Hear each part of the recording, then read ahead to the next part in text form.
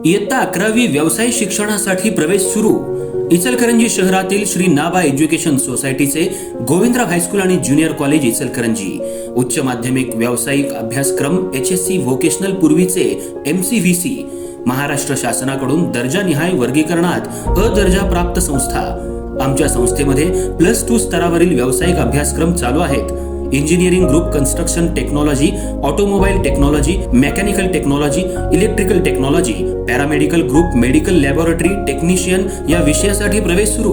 अधिक माहितीसाठी संपर्क मुख्याध्यापक SB Patil sir. Mobile 9284 35 36 60. उपप्राचार्य NS Patil sir. संपर्क 99 22 63 0180. तर आजच आपला प्रवेश निश्चित करा. आपले प्रवेश ऑफलाईन पद्धतीने चालू आहेत.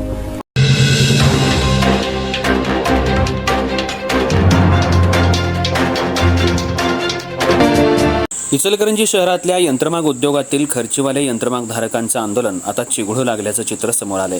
गेल्या 3 आठवड्यांपासून मजुरी वाढीच्या मागणीसाठी आंदोलन सुरू असताना आज स्वामी विवेकानंद कॉलनी परिसरात पुष्पकुंज बंगला इथं यार्न मर्चंट असोसिएशनचे माजी अध्यक्ष घनश्याम इनानी यांच्या घरावर काही आंदोलकांकडून दगडफेक करण्यात आली. या घटनेमुळे परिसरात काही काळ तणावाचं वातावरण निर्माण झालं असून महिलांमध्ये भीतीचं वातावरण पसरलंय. घटनेची माहिती मिळताच शिवाजीनगर पोलिसांनी घटनास्थळी धाव घेत शांततेचं आवाहन केलंय.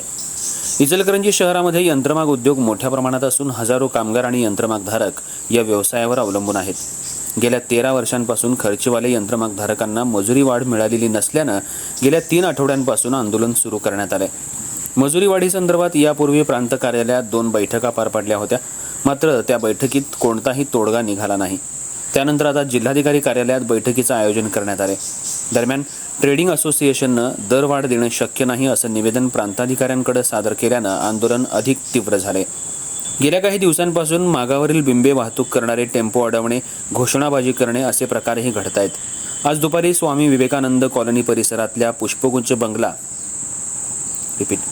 आज दुपारी स्वामी विवेकानंद कॉलनी परिसरात पुष्पकुंज बंगला इथं काही आंदोलकांनी धडक दिली. घनश्याम इनानी हे यार्न मर्चंट असोसिएशनचे माजी अध्यक्ष असून त्यांच्या घरासमोर 40 ते 50 आंदोलक जमल्याचं सांगण्यात येत आहे.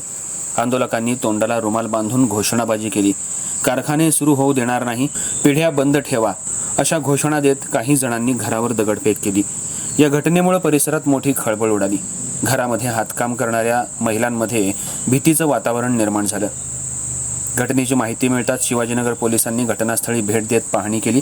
तसंच परिसरातील CCTV फुटेजच्या आधारे संबंधित आंदोलकांचा शोध सुरू करण्यात आलाय.